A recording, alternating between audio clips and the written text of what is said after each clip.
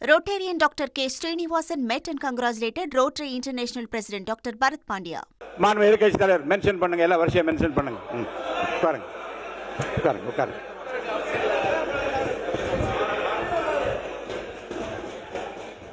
பேரவைத் தலைவர் அவர்களே, இல்லை ஒன்று படிச்சிடுறேன்.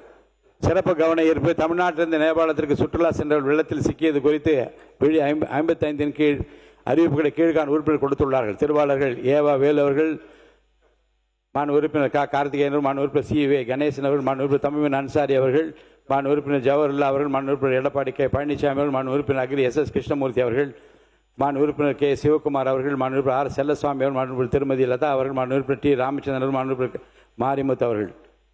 இப்பொருள் குறித்து கட்சிக்கு ஒருவர் என்னை சுருக்கமாக அரசின் கவனத்தை ஈர்த்து அமர்வது என்று கேட்டுக்கொள்கிறேன். மாண்பு எதிர்க்கட்சி தலைவர் அவர்கள். மாண்பு பேரவைத் தலைவர் அவர்களே, நேபாள் நாட்டுடைய ராசுவா பகுதியில் நேற்றைய தினம் மிகப்பெரிய ஒரு வெள்ளப்பெருக்கு ஏற்பட்டிருக்கிறது. கிட்டத்தட்ட 160 பேர் உயிரிழந்திருக்கிறாங்கன்னு செய்திகள் வந்து கொண்டிருக்கிறது. அங்கே 750 பேரை காணவில்லை என்றும் செய்திகள் வருகிறது. சுற்றுலா சென்ற கிட்டத்தட்ட 110 இந்தியர்கள் அங்கே இந்த பேரிடரில் சிக்கியிருக்கிறாங்க. குறிப்பாக தமிழ்நாட்டுடைய பல்வேறு மாவட்டங்களைச் சேர்ந்த 40க்கும் மேற்பட்ட தமிழ் மக்கள் சிக்கியிருக்கிறதாக செய்திகள் தொடர்ந்த வண்ணம் வருகின்றது. நேபாள் சென்ற குடும்ப உறுப்பினர்களை தொடர்பு கொள்ள முடியலன்னு இங்க இருக்கக்கூடிய அவங்களுடைய குடும்பத்தினர் மிகுந்த பதட்டத்திலையும் அச்சத்திலையும் இருக்கிறாங்க. இந்த சம்பவத்தில் எத்தனை தமிழர்கள் சிக்கியிருக்காங்க, அதில் எத்தனை பேர் நாம் மீட்டெடுத்திருக்கிறோம்? தமிழ்நாடு அரசு சார்பாக நேற்று ஒரு உதவி எண், அவசர உதவி எண், ஹெல்ப்லைன் நம்பரும் நீங்கள் கொடுத்துருக்கிறீங்க. அரசு அறிவித்த அந்த ஹெல்ப்லைன் நம்பர்களுக்கு இதுவரைக்கும் எத்தனை அழைப்புகள் வந்திருக்கிறது? அந்த அழைப்புகள் தொடர்பாக என்ன மேல் நடவடிக்கைகள் எடுக்கப்பட்டிருக்கிறது? இந்த நிலைமையில் தமிழர்களை பத்திரமா மீட்டுட்டு வர்றதுக்கு தமிழக அரசு சார்பாக ஒரு சிறப்பு அதிகாரியை, ஒரு ஸ்பெஷல் ஆஃபீஸரை இந்த அரசு நியமிச்சிருக்கிறதா? அவங்க நேபாள் போறதற்கான திட்டங்கள் எதுவும் இருக்கிறதா? மேலும் இந்த பெருவெள்ளத்தில் சென்னை நீதிமன்ற ஓய்வு பெற்ற நீதிபதி திரு சிவஞானம் அவர்கள் பாதிக்கப்பட்டிருக்கார் என்ற செய்திகள் வந்துகிட்டு இருக்கிறது. எங்களுடைய நாடாளுமன்ற உறுப்பினர் திரு தயாநிதி மாறன் அவர்கள் எங்களுடைய தலைவருடைய அறிவுறுத்தலின்படி உடனடியாக இந்த தகவலை விரிவான ஒரு கடிதம் மூலமாக ஒன்றிய வெளியுறவுத்துறை அமைச்சர் அவர்கிட்ட நேற்று மாலை கொண்டு போய் நேரில் கொடுத்திருக்கிறார். இந்த இக்கட்டான நேரத்தில் பாதிக்கப்பட்ட ஒரு குடும்பத்திற்கு நாம் அனைவரும் பாதுகாப்பாகவும் உறுதுணையாகவும் இருக்க வேண்டும் என்று கேட்டுக்கொண்டு இந்த சம்பவம் தொடர்பாக அரசு உரிய விளக்கம் அளிக்குமாறு நான் கேட்டுக்கொள்கின்றேன். மாநில உறுப்பினர் எடப்பாடி கே. பழனிசாமி முன்னாள் முதலமைச்சர். மாண்பு பேரவைத் தலைவர்களே, தமிழ்நாட்டிலிருந்து இந்தியாவில் அண்டை நாடான நேபாளத்திற்கு தமிழகத்திலிருந்து 57 பேர் கொண்ட குழு ஆன்மீக சுற்றுப்பயணம் மேற்கொண்டிருக்கின்றார்கள்.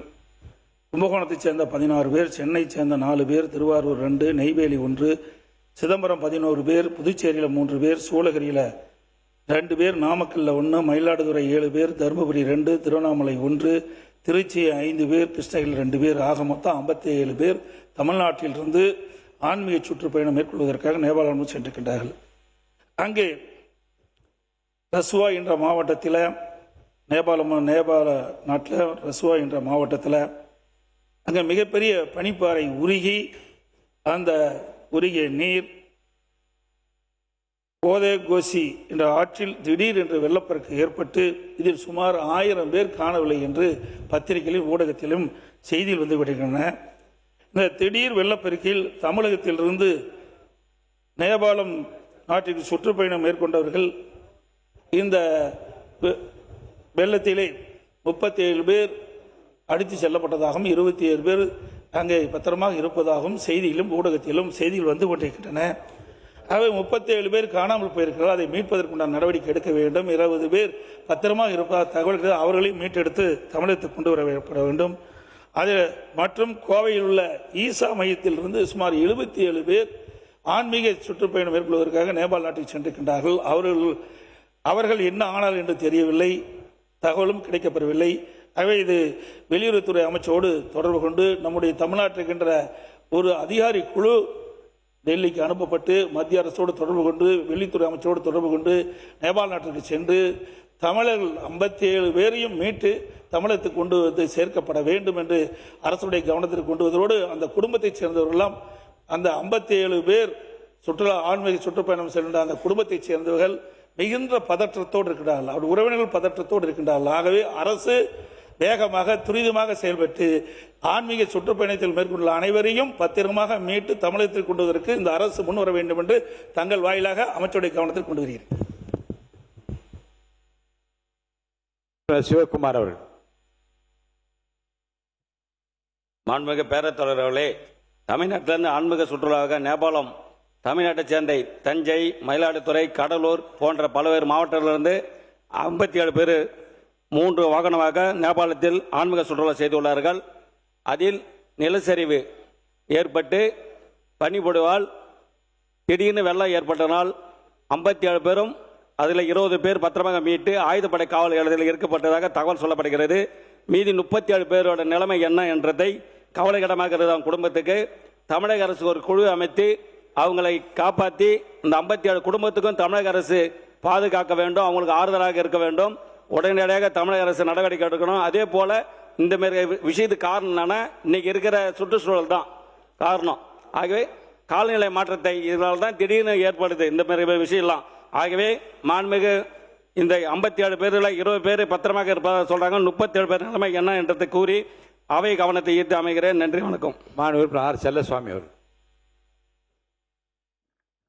நேபாளத்திலே ஆன்மீக சுற்றுலா பயணம் சென்ற தமிழகத்தைச் சேர்ந்த 57 பேர் சிக்கி பலர் வெள்ளத்திலே அடித்து சென்றதாகவும் 20 பேர் அங்கே பத்திரமாக இருப்பதாகவும் தகவல்கள் வந்து கொண்டிருக்கிறது. சொல்வதற்கு வேறொன்றுமில்லை, அவசரமாக இந்த அரசு என்பது ஒரு குழுவை அமைத்து நேபாளத்தில் சென்று மத்திய அரசோடு தொடர்பட்டு அவர்களை அனைவரையும் மீட்டு பத்திரமாக கொண்டு வர வேண்டும் என்று இந்த கவனத்தை இருக்கின்றேன். மாண்பு உறுப்பினர் மாரிமுத்து அவர்கள். மாண்பு டி. ராமச்சந்திரன் அவர்கள். மாண்புமிகு பேரவைத் தலைவர் அவர்களே, நேற்றைக்கு 8:30 மணி நேரத்தில் நேபாள நாட்டில் ஏற்பட்ட வெள்ளப்பெருக்கு காரணமாக பனிப்பாறைகள் உருகி பெரிய அளவுக்கு அங்கே சாலைகள் அதே போல பாலங்கள்லாம் அடித்து செல்லப்பட்டிருக்கின்றன. தமிழ்நாட்டிலிருந்து 57 பேர் ஆன்மீக சுற்றுலா சென்றவர்களில் 20 பேர் இதுவரைக்கு மீட்கப்பட்டுள்ளார். இன்னும் மீதமுள்ள 37 பேருடைய நிலைமை என்ன என்பது இதுவரை எந்த தகவலும் கிடைக்கவில்லை. நம்முடைய அரசின் சார்பாக டெல்லியில் உள்ள தமிழக இல்லத்தில் மீட்பு குழு அமைத்து அந்த விவரங்களை சேகரித்து உடனடியாக பாதிக்கப்பட்ட குடும்பங்களுக்கு அந்த விவரங்களை தெரிவிக்கப்பட வேண்டும். அதே போல ஒன்றிய அரசோடு இணைந்து நேபாள தூதரத்தோடு இணைந்து மீதமுள்ள 37 பேரையும் பத்திரமாக மீட்டு தமிழகத்துக்கு கொண்டு வர வேண்டும் என்று அரசின் கவனத்தை இந்திய கம்யூனிஸ்ட் கட்சி சார்பாக இருக்கிறேன். மாண்பு உறுப்பினர் தாரகை கத்பட் அவர்கள்.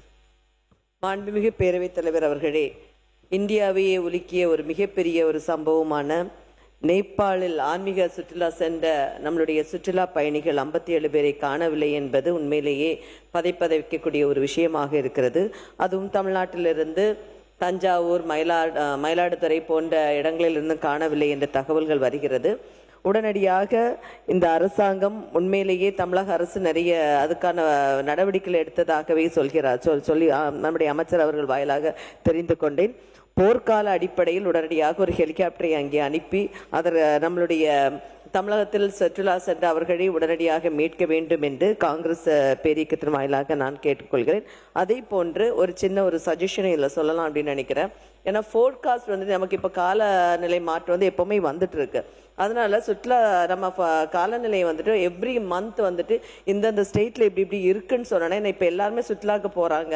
அதனால இதை அனௌன்ஸ்மெண்ட் ஏர்லியா ஒன்று கொஞ்சம் கொடுத்தா அட்லீஸ்ட் கொஞ்சம் ரெஸ்கியூக்கு அதனால் எதுக்காவது ஒரு நல்லா இருக்குங்கிறது என்னுடைய அபிப்பிராயம்.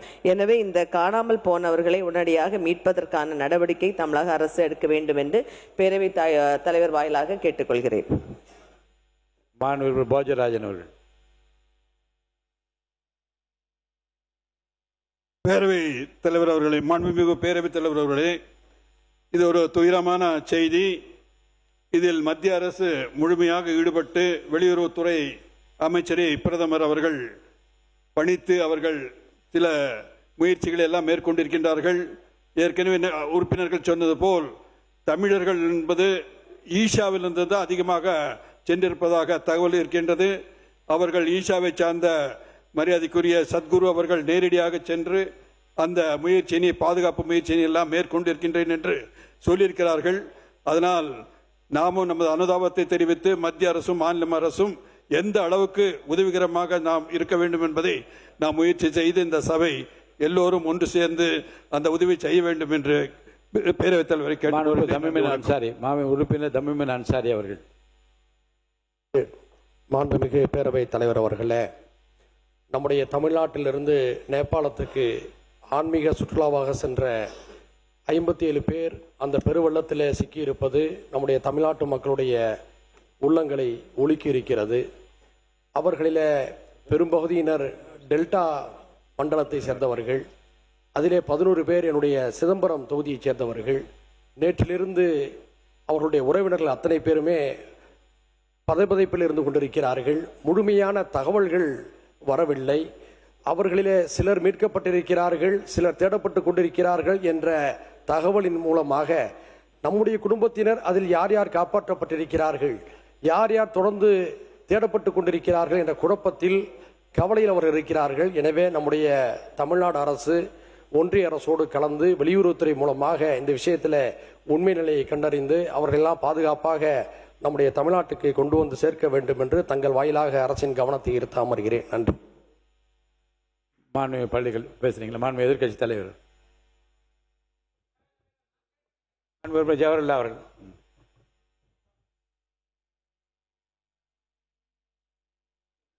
மாண்புமிகு பேரவைத் தலைவர் அவர்களே, நேபாள் திபெத் எல்லை பகுதியில் ராகவா மாவட்டம் ஓடோகோசி நதி பனிப்பாறை உடைந்து ஐஸ்ராக் அவலாஞ்ச் அந்த நதியில் பெரும் வெள்ளம் ஏற்பட்டு அதிகமான உயிரிழப்புகள் ஏற்பட்டிருக்கிறது.